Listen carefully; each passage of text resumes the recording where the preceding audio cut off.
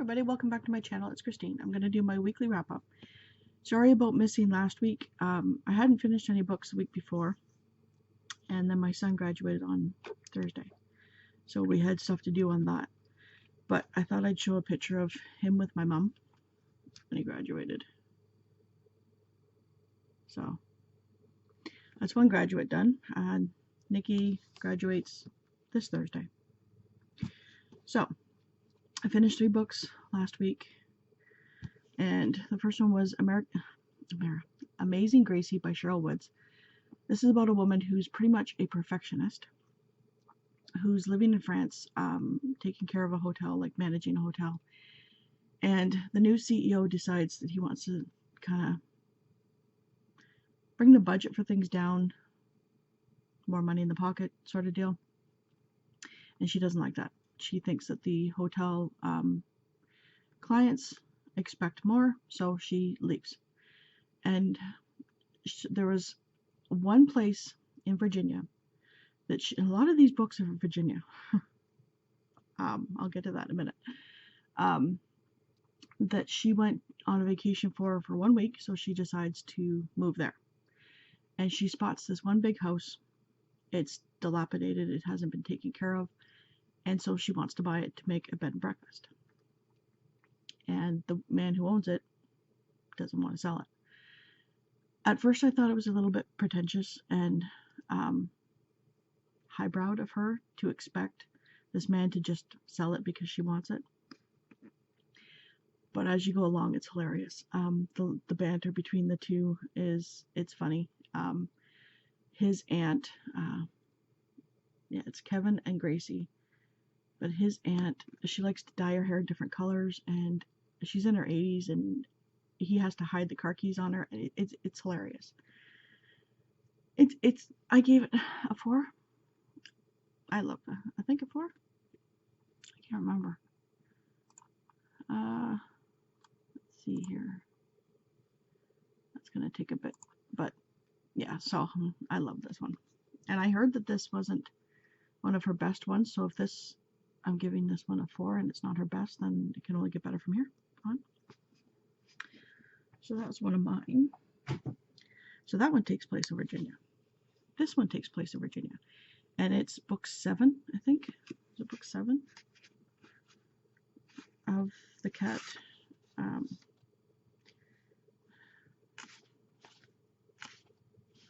Yeah, I think so. Oh, there. 2, 3, 4, 5, 6, 7. Yeah, it's book 7 of the Rita Mae Brown and Sneaky Pie Mrs. Murphy series.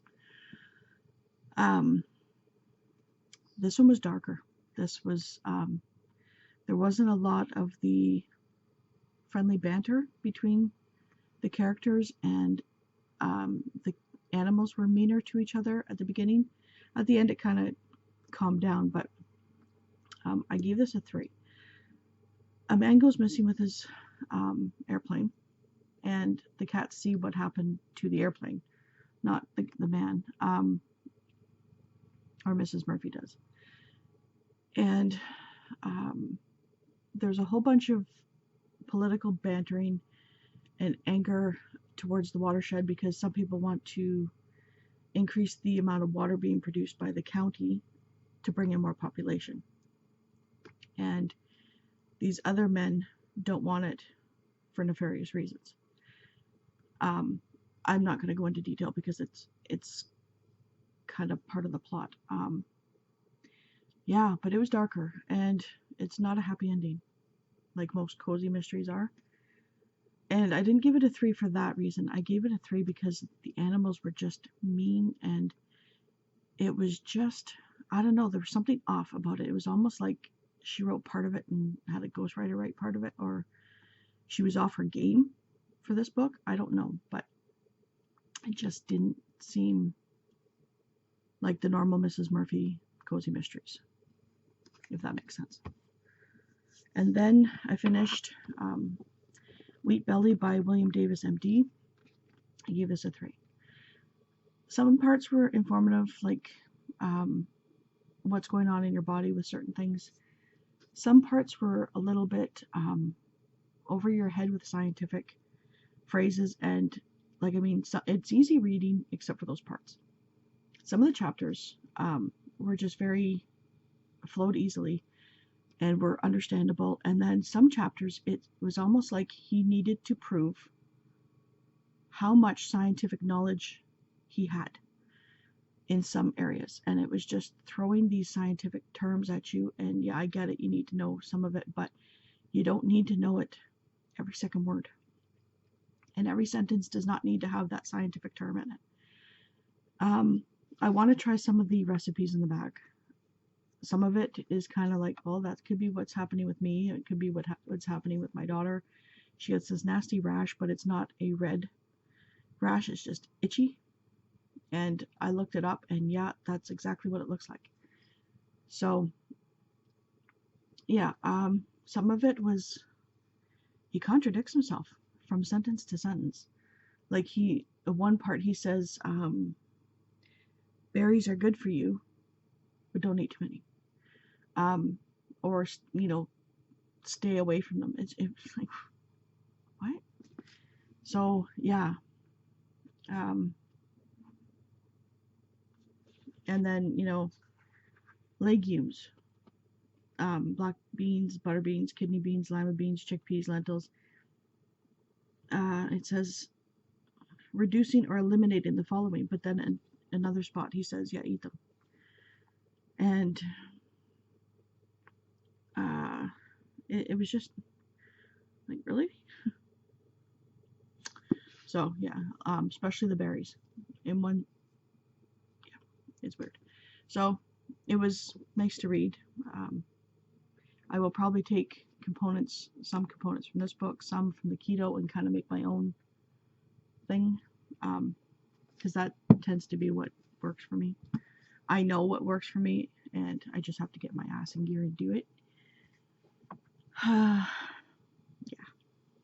So the 3 I'm reading now are Recursion by Blake Crouch, and I really don't understand how to tell you what it is about. I do know there's some time travel in it. But it's dual timeline. The one timeline is a girl is trying to make a chair that people can trap their memories, and then when they get Alzheimer's or dementia, those memories can be put back in their heads so that they can remember stuff. The next timeline is a cop who's lost his daughter in a hit and run, and he has to deal with this thing called FMS, which is what people with the memories put back in have, and they think it's some sort of virus. FMS stands for false memory syndrome. So far I'm really liking it. I haven't been picking it up because I wanted to get through the thicker book first. But yeah, so far I'm almost halfway through it. So yeah, there's that one. Then I'm reading Nora Roberts' Tribute, which takes place in Virginia. So 3 Virginia books all in a week. I'm almost halfway. Yeah, I'm pretty much halfway. This is about a woman who is a former child actress, and her grandmother was an actress in the old Hollywood, who they think committed suicide at 39. So her mother, look at Scylla's mother, owns the farm where her grandmother passed away, and she wants it, so she had to buy it off of her mother because her mother's a piece of work. She tries to turn everything around to her. Yeah. So she's rehabbing this house, and an accident had happened where her uncle was killed years and years ago, which is kind of part of, like, it's there. So there's this big, like, her father was supposed to be in the car that had this accident, but he wasn't because he was in a fight with her uncle. And 2 other people, there was one that died, one that was paralyzed, and one was it fine? Was there 3 in the car? I can't remember, but one was paralyzed and one had died. The father of the man who's paralyzed hates everybody involved in that family. And he's mean. But she's rehabbing the house, and most of the town likes the fact that she's trying to bring it back to its glory. But she finds these love letters to her grandmother. They're unsigned, and they start off lovey-dovey, and then they end very vicious. And then 10 days later, after that last letter, is when her grandmother died. So there's that mystery of who was she involved with? Could she have been pregnant? So that's pretty much what this book is about. I'm loving it. It's Nora Roberts. I think she writes relationships and friendships excellently. So, yeah.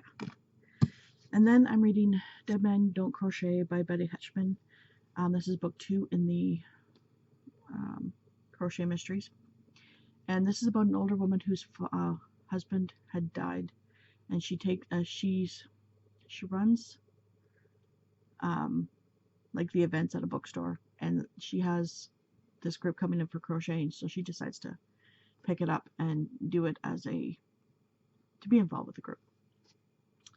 I don't remember too much of the last book, honestly, but I had to kind of refresh myself. And this one, I've only read the first chapter. Yeah. And one of the members of the group is very anxiety ridden because she's made these scarves because she can't get extra work where she works, so she's trying to make extra money. And the owner had died, and her son has taken over, and he's pretty much gypping her. And she's very anxious because she can't get the money. She can't get her scarves back. He's saying that they're lost. He had to drop the prices, and so yeah, that's about as far as I go, not as it goes. And I can't remember where this one takes place, but if it's Virginia, I'm on a Virginia kick.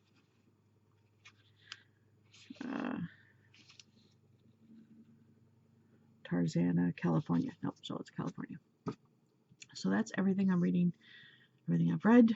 Let me know if you've read any of these. I'm hoping this week won't be as spastic, although I have to take my car in tomorrow to get an oil change and my exhaust fixed, because if you remember, my daughter, ran into a building, over a recycling bin, ran into a building, and took out my front bumper, and I think she scratched my exhaust system. So, joys. That's why she has her own car now. Anyways, so that is what's happening with my week. Let me know if there's anything going on with yours. I do enjoy reading the comments and that, so feel free, as long as it's not hate. And with that, I think I will say goodbye, and I hope to see you on Friday. Bye.